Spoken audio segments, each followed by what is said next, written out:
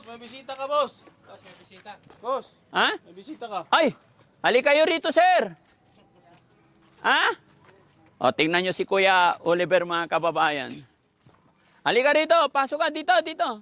Yan, sige. Dito, sa hagdan. Salubungin nyo.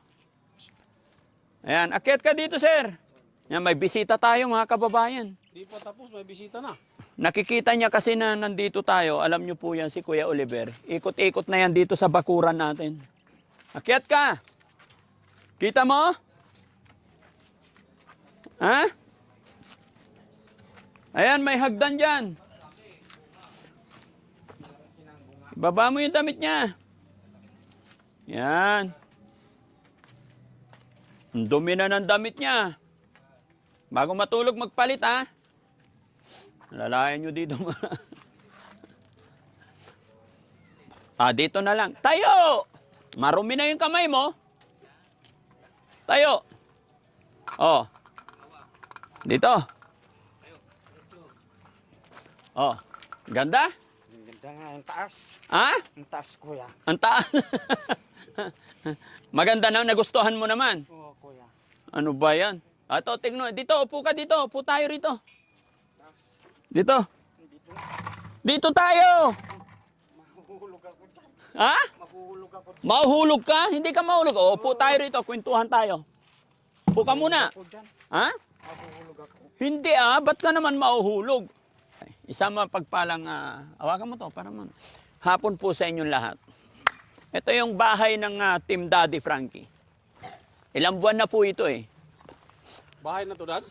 Ha? Bahay na ito. Tignan natin kung... Tabingi, oh. Ha? Tabingi. Anong tabingi? Ikaw naman.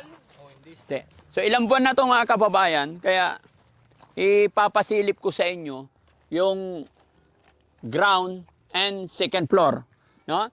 Kasi ayan tapos na yung slab, tapos na rin yung stair, and then palitada na sila. Anong tawag dito sa pader? Asinta. Asintada. Asintada. So, ipapasilip ko na sa inyo yung kabuuan. Sabihin nyo sa akin kung maganda ba o hindi. Tara, guys, samahan nyo ako. Wala pang hagdanan. Ha? Anong wala? Tara, tara. Silipin natin. Ayan. Bumagsak yan, ha? Hindi yan babagsak. Maraming tukod yan. So, ito mga kababayan, ito yung, hindi ko rin alam eh. Kung room ba to, kalaki-laki, ang haba.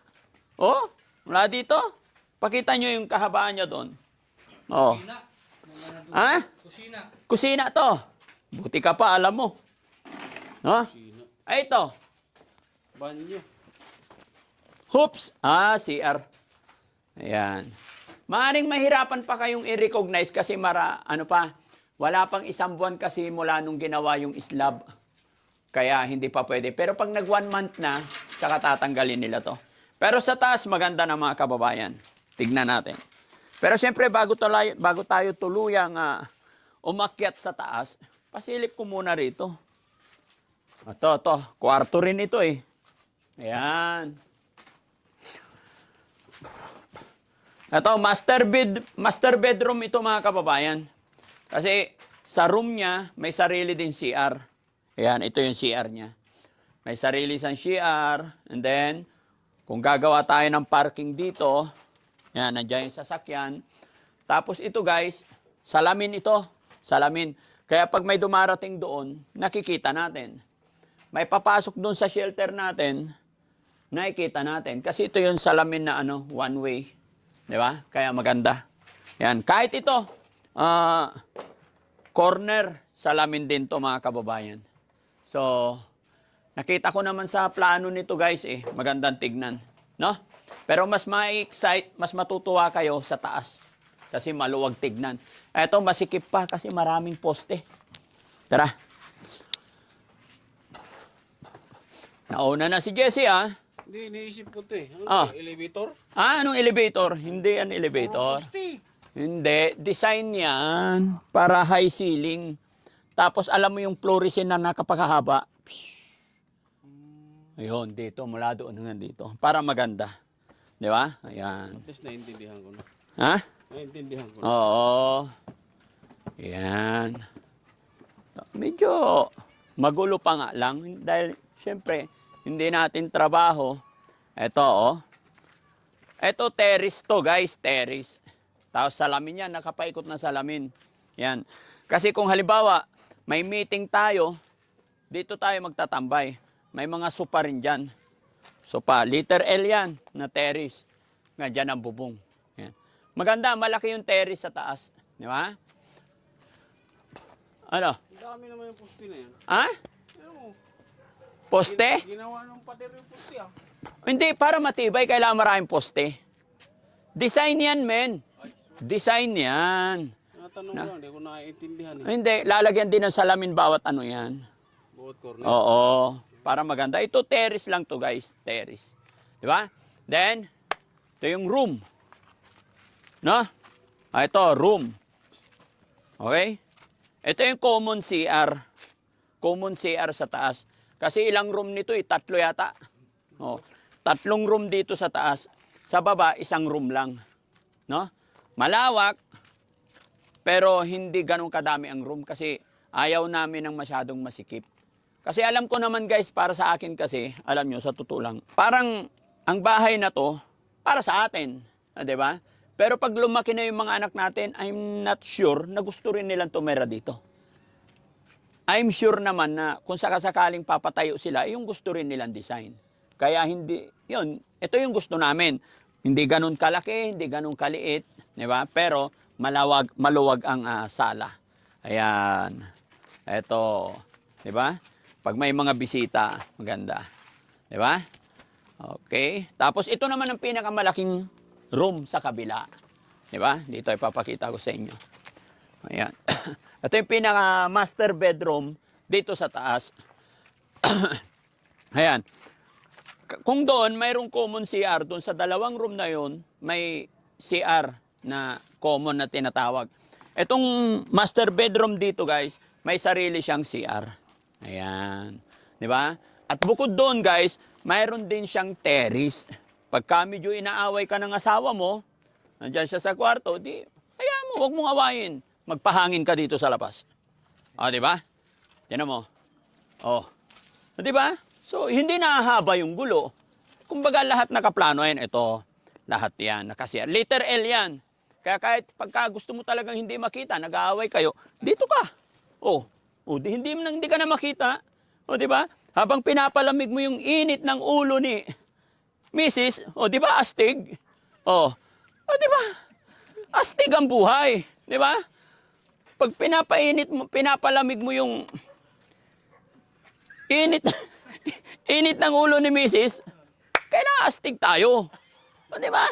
Dito ka. Tapos may upuan. Ay, hindi pala marunong mag-yosi. Ano? Tapos tinatanaw mo tong mga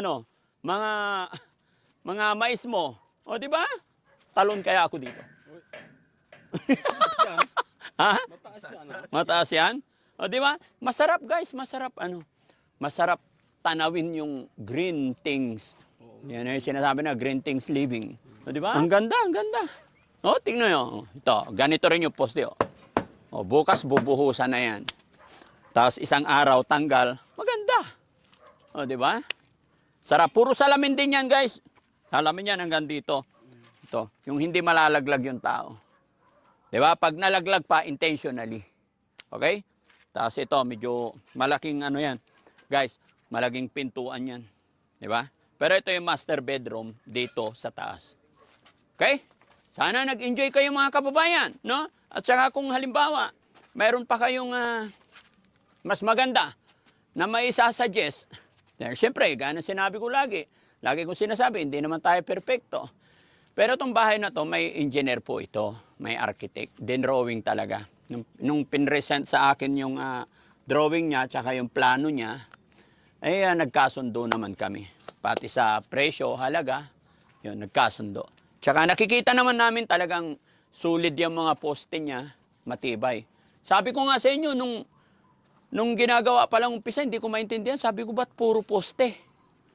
Di ba? Pero ngayon, nung napader na hanggang taas, lumuwag na. Kasi kung mapapansin nyo, modelo to eh. Modelo yung design nila. Kung noon, yung poste, kwadrado talaga. Kaya malawak ang kain niya. Pero sa kanila hindi. Mahaba na panipis. Nakaayon siya sa pader. Kaya kung matapos na yung asinta, parang akala mo walang pader. No? Pero, ayan, kita nyo naman, ang daming pader. Di ba? Kaya lang medyo pahaba siya lagi. No? Kung dati kwadrado square, ngayon po hindi na. Di ba? Kuya Rab, mukhang nagpaplano ka. Ha? Anong masasabi mo sa, bahay ng Titignan ako na saan yung kusina, Dads. kusina? Nasa baba. Nasa baba. Wala nang kusina dito. Ikaw naman, gagawa ka kusina dito, iakyat yung iluluto, tapos sa baba kusina. Okay, sige. Mm-mm. Titignan ko eh. Sabi ko, saan kaya yung rep dito? Ano ka ba? Ano ka ba? Ano personal ref lang meron dyan kung sakasakali maglalagay tayo? Palibasa, sanay ka sa hotel kaya hinahanap mo yung mga, di ba? Kami probinsya style kami, kaya nasa baba lang yung kusina. Okay. Di ba? Bago ka akyat dito sa taas, kumain ka muna. Ganun na lang po yun. Di ba? Ang importante, maayos, masaya.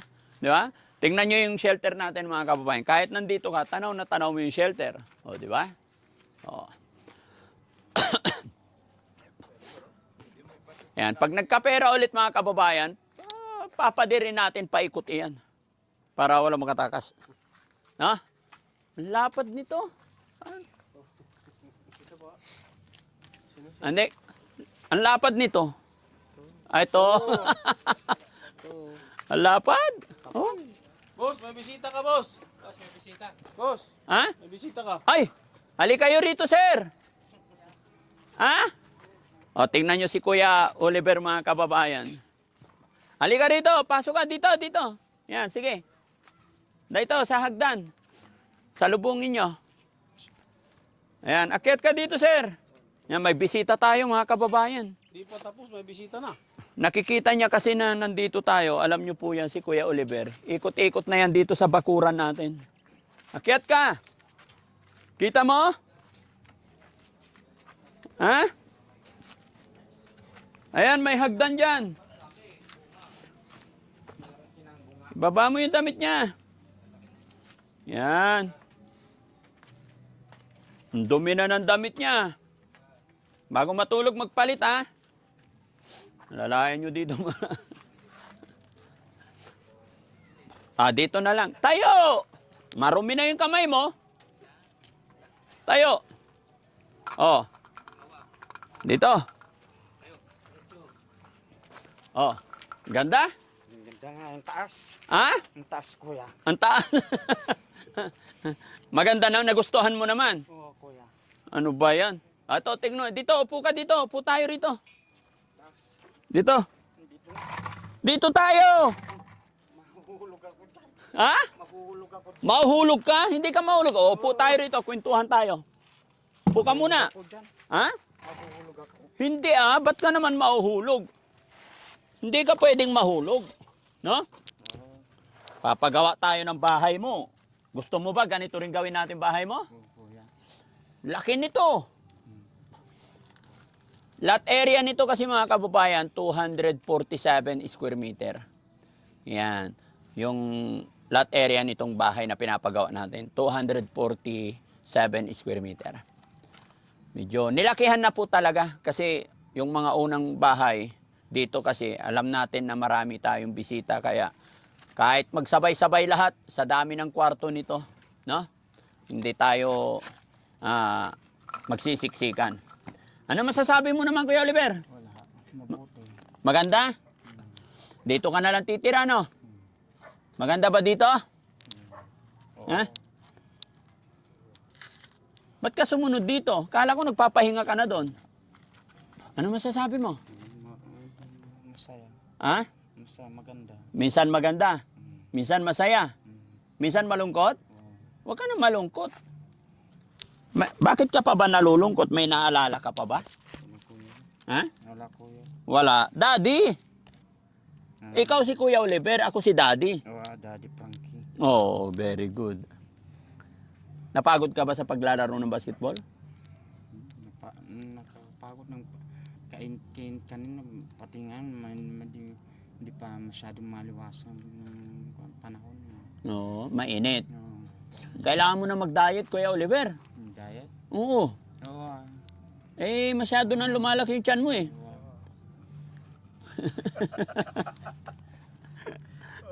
Oo ah. Oo. Parang uulan na. Oh. Alam mo ba ibig sabihin ng diet, Kuya Oliver? Ha? Alam mo ibig sabihin ng diet? Oo, konti ng kakainin. Kunti lang kakainin. So, babawasan na natin yung kain mo. Oo, kuya. Payag ka? Oo, kuya. Eh, ang sarap mong kumain eh. Konti ng kakainin. Gusto mo kain ng kain eh. Oo, kuya. Pagupitan natin tong mga to, Jesse. No? Razor, sunod na araw. Pag hindi tayo busy, may lakad tayo bukas. Ano araw bukas? Martes. Martes. O, sige. Kailangan, Kailangan laging malinis. Oo, kuya. Okay, baba na tayo. Baka abutin tayo ng ulan dito, hindi ka pa naman makatakbo. O, dahan-dahan ha. Alalayan mo, Kuya Rizky. Alalayan nyo. Hindi yan makakatakbo. Yan. Ay, nalaglag. Ay! Ay! Dito na ako magkapagtayo, Oliver. Saluhin na lang kita. Shout out kay JMC. JMC Builders. Ayan. Goods. Lalaki ng poste nito no? Yan mga kababayan, maraming salamat. Sana napasaya ko kayo at sana nagustuhan ninyo yung shelter ng Team Daddy Frank. Shelter, sorry. Nagustuhan ninyo yung bahay po ng mga vlogger.